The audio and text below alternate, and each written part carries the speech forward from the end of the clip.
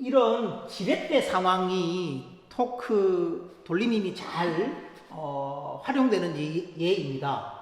보세요. 이게 받침대가 있고 받침점이 있습니다. 그리고 긴 막대가 이렇게 올려져 있고요. 그 왼쪽에 물체가 하나 있다고 합시다. 이 물체는 뭐 매우 무겁다고 생각해 봅시다. 매우 무거워야 지렛대를 사용하는 거니까 이게 지렛대가 되겠죠. 물체가 있고요. 이 물체를, 바닥에 있는 물체를 위로 이렇게 들어 올리기 위해서 누군가가 힘을 주고 있습니다. 손으로 힘을 주고 있는 거예요. 그 힘을 F라고 하고요. 요 물체는 지구가 끌어당기고 있겠죠. 그래서 그 물체의 무게를 W라고 했습니다. 무게가 mg죠, mg. W가 mg입니다. 이렇다고 했을 때 이게 균형을 이렇게 평형을 딱 유지하기 위해서는, 지금 현재 상태에서 평형을 유지하기 위해서는, 이렇게 올려져 있는 상황에서 평형을 유지하기 위해서는 이 지렛대를 반시계 방향으로 돌리려고 하는 돌림힘과 지렛대를 시계 방향으로 돌리려고 하는 돌림힘의 크기가 똑같으면 평형을 유지할 수 있겠죠. 사람은 손으로 누르는 이 힘은 시계 방향으로 회전시키려고 할 거고요. 이 물체의 무게는 요 받침점을 기준으로 이 지렛대를 반시계 방향으로 회전시키려고 할 겁니다. 그 두 개의 돌림힘이 똑같다면 평형을 유지할 겁니다. 만약 이게 더 크다면, 만약 손으로 누르는 힘이 더 크다면 시계 방향으로 돌아갈 거고요. 만약 이 물체의 무게에 의한 돌림힘이 더 크다면 반시계 방향으로 돌아가겠죠. 그래서 이걸 들어 올리기 위해서는, 저 밑에 있는 걸 지렛대를 가지고 들어 올리기 위해서는 얘의 능력이, 돌리는 능력이 더 크면 되겠죠. 일단은 평형 상태에서 공식을 한번 세워보면 여기를 축으로 잡읍시다. 이 받침점을 중심으로 회전하니까 회전축이 여기 되는 거예요. 그죠? 항상 이 회전축을 정하는 게 중요합니다. 회전축으로부터 거리가 B만큼 떨어진 곳에 힘 W가 주어지고 있어요. 그러면 돌리는 능력은, 여기서 돌림 힘은 B에다가 뭘 곱하면 되죠? W를 곱하면 되죠. 이거는 반시계 방향으로 돌리는 능력이에요. 반시계 방향으로. 시계 방향으로 돌리는 능력을 한번 보면, 시계 방향으로 돌리는 능력은 여기서부터 여기까지 거리가 A입니다. A. 그래서 A에다가 힘을 곱하면 되죠. 이거는 시계 방향으로 돌리는 능력이에요. 이 두 개가 같으면 균형을 유지하고 있겠죠. 그러면 BW equal AF, 이런 공식이 성립되죠. 이 두 개가 좌변과 우변이 같습니다. 자, A 값이 점점 크면 클수록 F가 작아도 equal 성립될 수 있겠죠. 즉, 회전축으로부터 먼 곳에 힘을 주면 힘을 줄수록 힘을 작게 줘도 된다는 거죠. 지렛대를 긴 걸 쓰면 쓸수록 훨씬 더 작은 힘으로 물체를 들어 올릴 수 있다는 거예요.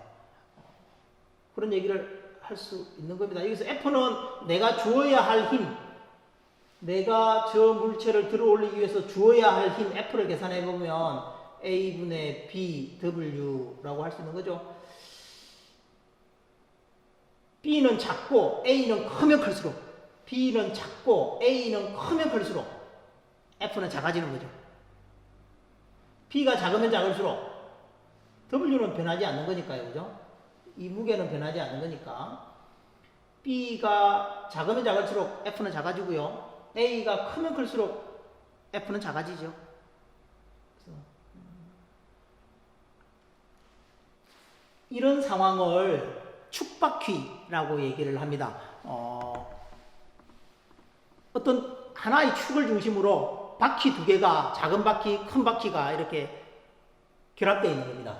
이 축을 중심으로 안쪽에는 작은 바퀴 같이 생긴 게 있고요. 바깥에는 큰 바퀴 같이 생긴 게 있는데 이것들이 다 고정되어 있는 겁니다. 고정되어 있는 거예요.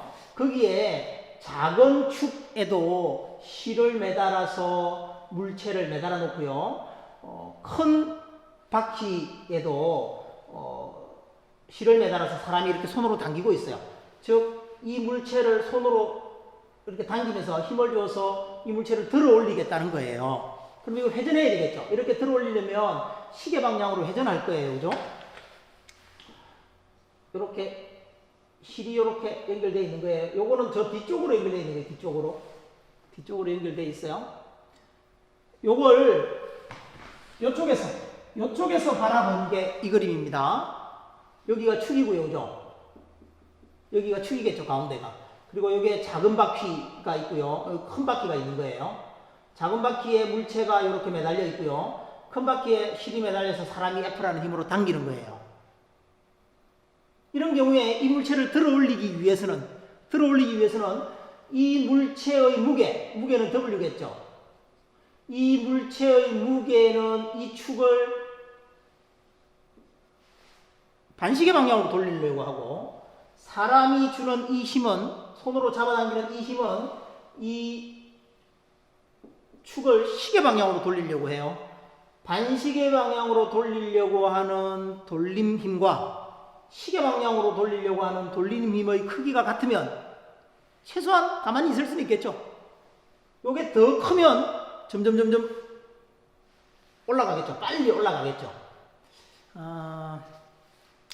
토크가 같으면 반시계 방향으로 돌리려고 하는 돌림힘과 시계 방향으로 돌리려고 하는 돌림힘이 크기가 같으면 멈춰 있느냐?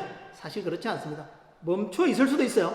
그런데 일정한 속도로 올라가거나 일정한 속도로 내려올 수도 있습니다.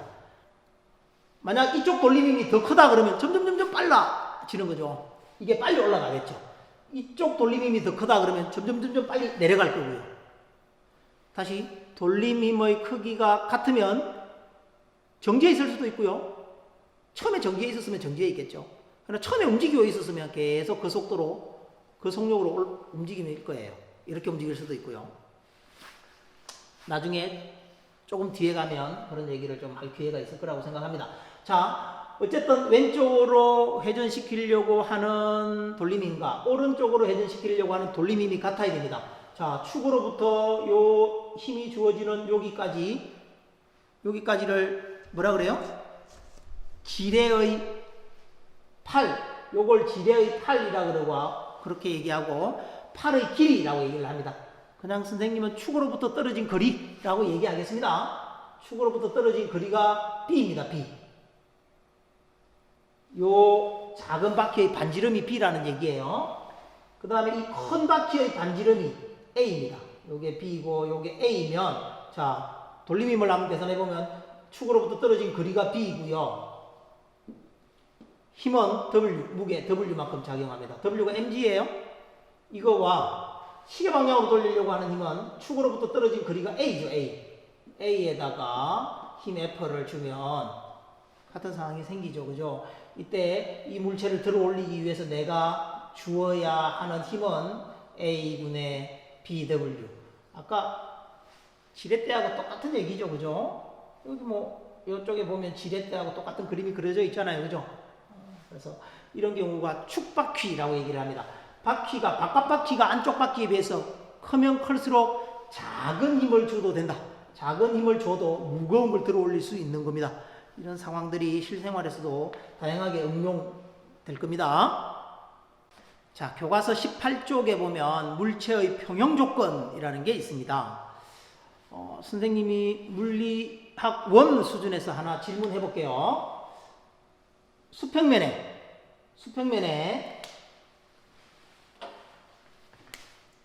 어떤 물체가 이렇게 올려져 있습니다. 마찰은 없습니다. 자, 오른쪽으로 힘이 F 주어지고요. 왼쪽으로 똑같은 크기의 힘 F가 주어져 있다면 이 물체의 운동 상태는 어떨까요? 이 물체의 운동 상태는 어때야 될까요? 가만히 있을까요? 처음부터 정지해 있었습니다. 아니면 뭐 점점 빨라질까요? 점점 느려질까요? 뭐 어떤 일이 벌어질까요? 처음에 정지하고 있었다면, 그러면 뉴턴 운동 제2법칙을 보면 이 물체에 작용하고 있는 알짜 힘이 얼마예요? 운동 제2법칙이 F는 ma인데 알짜 힘이 얼마입니까? 이 힘과 이 힘의 크기가 같으면 0이죠. 0. 0은 ma 이러니까 물체의 질량이 0이 아니니까 결론적으로 가속도가 0이에요.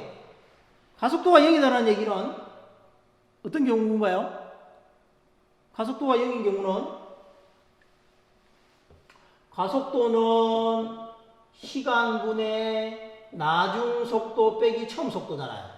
그러면 이게 0 되려면 나중속도와 처음속도가 같아야 되죠. 분자가 0이 돼야 0이 되는 거잖아요. 나중속도와 처음속도가 같아요. 속도가 같아야 돼요. 속도는 벡터입니다. 벡터예요. 속도가 같다. 같은 방향으로 같은 빠르기로 움직여야 되는 거예요. 방향도 바뀌면 안 되고요. 빠르기도 변하면 안 돼요. 빠르기도 변하면 안 되고 방향도 변하면 안 돼요. 그게 가속도가 0인 거죠. 근데 이거 빠르기가 있었나요? 없었잖아요. 빠르기가 변하면 안 돼요. 빠르기가 변하지 않으니까 정지해 있으니까 계속 정지해 있는 거죠. 계속 정지해 있는데 뭐 방향을 변할 건 없는 거죠. 그래서 이 물체는 계속 정지해 있어야 합니다. 여기까지가 물리학 1에서 배운 내용인데요. 물리학 2에서는 조금 다른 상황을 살펴보겠습니다. 자, 이와 같은 상황입니다. 어떤 물체가 있는데요. F1이라는 힘과 F2라는 힘을 작용점이 서로 다른 곳에 힘을 주고 있어요.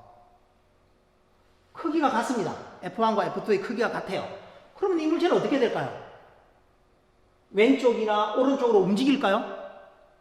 왼쪽으로 쭉 가거나 오른쪽으로 갈까요? 처음에 정지해 있었다고 합시다. 왼쪽으로 가거나 오른쪽으로 가는 일은 생기지 않겠죠. 그러나 무슨 일이 생길까요? 선생님이 교과서를 가지고 한번 해볼까요? 자, 물리 1 수준에서는 이렇게 양쪽으로 당기는 겁니다. 양쪽으로 똑같은 힘으로 당기면 물체가 움직이지 않죠. 그런데 물리 2에서는 이제 위쪽과 아래쪽을 잡아당기는 겁니다. 양쪽으로 똑같은 힘으로 잡아당기면 어떤 일이 생기는지 보세요. 아직 힘을 안 주고 있습니다. 자, 힘을 주겠습니다. 회전하는 일이 생기죠. 힘이 주어지는 작용점, 이걸 작용점이라고 하죠. 이 작용점이 서로 다른 곳에 있으면 이 물체가 회전을 합니다. 돌림이 생긴다는 거예요. 돌림이. 그래서 이 물체는 그럼 평형을 유지하고 있다라고 얘기하기 곤란하겠죠. 그래서 물체가 평형을 유지하기 위해서는 물리학 1에서는 힘을 더한 게 0이면 됐지만 물리학 2에서는 그것만 갖고는 안 돼요. 조건이 두 개 필요합니다. 첫 번째는 힘이 0이어야 되고요. 물체에 작용하는 알짜힘이 0이어야 되고요. 두 번째는 물체에 있는 모든 힘들의 돌림힘도 0이어야 됩니다. 그래서 조건이, 평형 조건이 첫 번째는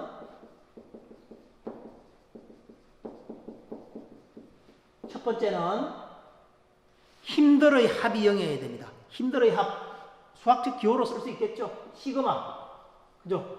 시그마 F. 힘을 더하면 0. 두 번째는 시그마 토크, 돌림힘. 돌림힘은 0. 물체에 작용하는 힘도 0이어야 되고 물체에 작용하는 돌림힘도 0이어야 물체가 그야말로 가만히 있는, 회전도 하지 않는 그런 평형 상태를 유지할 수 있습니다. 이게 매우 중요한 개념이고요. 이게 모의고사나 수능에서 매번 나오는 그런 문제입니다. 지난해까지는 물리학 1 교과서 제일 뒷단원에 나왔었는데요. 이게 교육과정이 바뀌면서 물리학 2로 온 개념입니다. 물리학 1에 수능에 나올 때도 가장 어려운 문제로 낼 수 있습니다. 아니, 쉬운 문제로도 낼 수 있지만 이걸 가지고 1등급을 가려내는, 1, 2등급을 가려내는 그런 어려운 문제로 만들어낼 수도 있는 매우 중요한 개념의 문제입니다. 조금 이따가 한번 살펴보도록 하겠습니다.